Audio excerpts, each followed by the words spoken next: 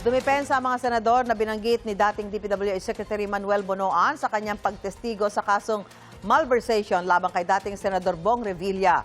Sabi ng dating kalihim, nakatanggap umano ng leadership fund na hanggang 1 bilyong piso ang mga senador noong 19th Congress. May unang balita si Maki Pulido.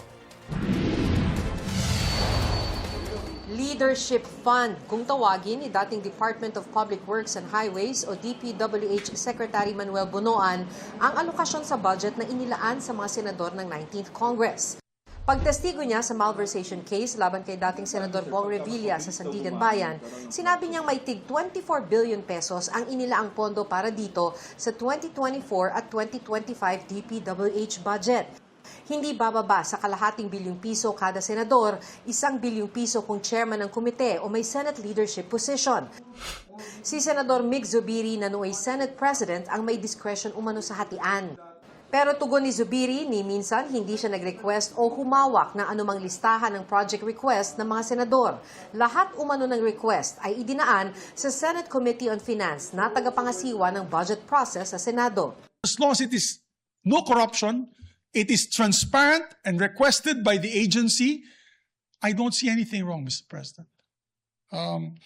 So again, I reiterate that there is nothing wrong with institutional amendments for as long as projects are properly implemented, that they are neither ghost projects nor substandard.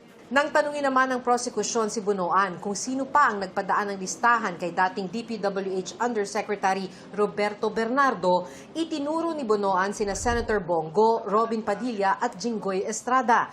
Natanong din si Bonoan ng mahistrado kung may nagpasalamat ba sa mga nagpalista ng proyekto. Maliban daw kay Revilla, nagpasalamat rin daw si Senator Amy Marcos. Sabi naman ng senadora, hindi niya alam kung anong sinasabi ni Bonoan, pero lagi raw siyang nagpapasalamat sa mga ahensyang nagdadala ng proyekto sa kanyang probinsya. Kababayan ko si Secretary Bonoan, hindi ko alam kung anong pasasalamat ang tinutukoy dyan. Nagpapasalamat rin naman ako kay Secretary Gatchalian, dati Secretary Herbosa. Ayon naman kay Senador Robin Padilla, sana lang po sa susunod pag kami nagsulat ng ganyan, ituloy-tuloy nyo naman kasi nabanggit kami pero hindi nabanggit na FLR yon for later release. Si Senator Bongo sinabing malisyoso ang naging testimonya ni Bonoan.